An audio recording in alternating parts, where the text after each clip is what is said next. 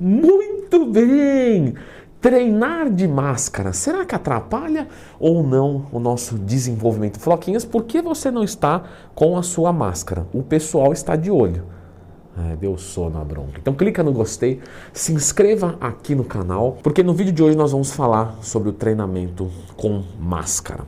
Bom, primeiro temos que falar o seguinte, mais importante do que tudo isso é a promoção da minha consultoria esportiva, que tem mais informações fixadas aqui nos comentários. Primeiro nós temos que dividir em dois, né, os exercícios aeróbicos e os exercícios anaeróbicos. Os aeróbicos é mais condizente com a própria palavra, que são aqueles que a gente vai correr, fazer uma bicicleta de longa duração e intensidade menor. Os anaeróbicos, hoje a nomenclatura está muito mais difundida, mas só para reforçar, são os exercícios de curta duração e muita intensidade, como por exemplo a musculação. A máscara, obviamente, ela vai limitar um pouco, né, a nossa captação de oxigênio e o nosso expulsamento do gás carbônico, ou seja, ela atrapalha a troca gasosa, é o que acontece obviamente aqui no meio externo e não no meio interno, nos alvéolos, nem nada disso. Alvéolos ficam no pulmão, tá? Eles fazem troca gasosa, eles tiram o gás carbônico do sangue, colocam o oxigênio, etc. E isso acaba aqui no mundo. Como vocês sabem, é até muito perceptível, não é mesmo? Que a gente sente assim um calor mais retido aqui.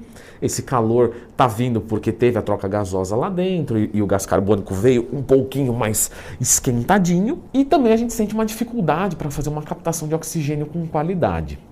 Então, pessoal, é muito óbvio dizer que nós temos uma piora do nosso rendimento.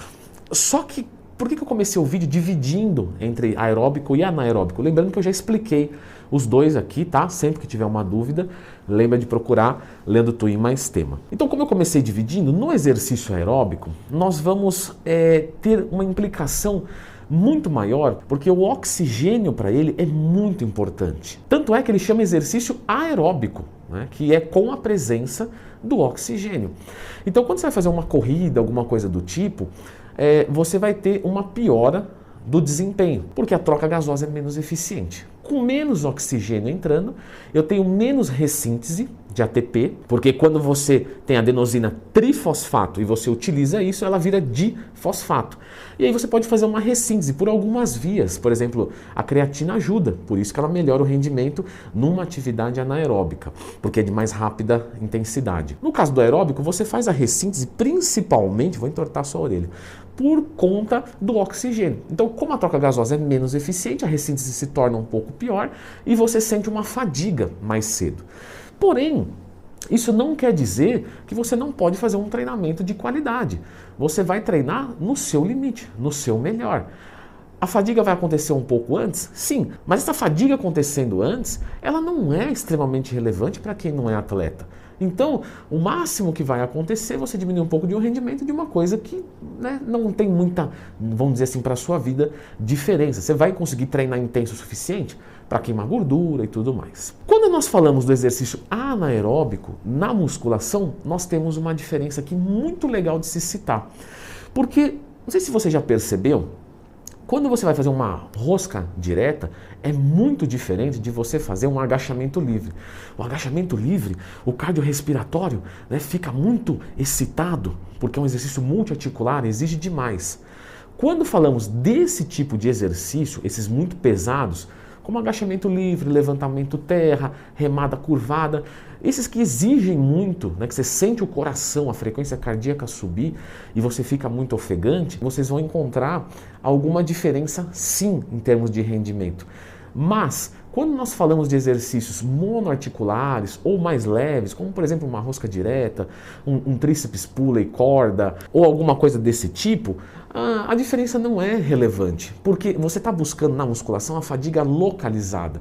E você vê que apesar de subir a frequência cardíaca e a respiração, num exercício isolador, isso não acontece tanto. Então, vocês não vão ter grandes perdas num treinamento de hipertrofia na maior parte do tempo. O que a gente pode fazer para melhorar um pouco mais esse cenário que eu estou usando com os meus alunos? Espaçar um pouquinho mais o tempo de descanso. Porque quando você faz um agachamento livre, normalmente você estaria pronto com 1 minuto, 1 minuto e meio, 2 minutos.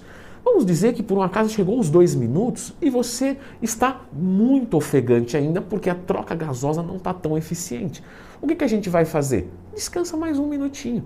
Recuperou legal? Quando você for fazer, talvez vai sair uma repetição a menos por conta da troca gasosa, vamos dizer assim, limitada. Mas isso também não é relevante para quem não é atleta. O que eu posso garantir para vocês que é extremamente relevante é que, se vocês falarem em termos de sobrevivência, quem faz atividade física tem muito mais chance de ser contagiado com o Covid e não sentir nada demais. Portanto, o uso da máscara e da atividade física dessa maneira como podemos fazer hoje é o que nós temos de melhor. Obviamente, pessoal, que tem um desconforto treinar com máscara, certo? Então eu já vou deixar o questionamento aqui. Nos comentários, escreva, você treina de máscara ou você prefere treinar em casa sem máscara? Aí você vai me dizer, Leandrão, dá para ter resultados bons treinando em casa? Como eu ouvi essa pergunta durante a pandemia de alunos, amigos, seguidores com seita religiosa, né? Pessoas que acompanham o trabalho. Pessoal, eu fiz um vídeo sobre isso, se dá para ter bons resultados treinando em casa, e tem algumas coisinhas que vocês têm que entender, mas dá uma conferida aqui que é melhor.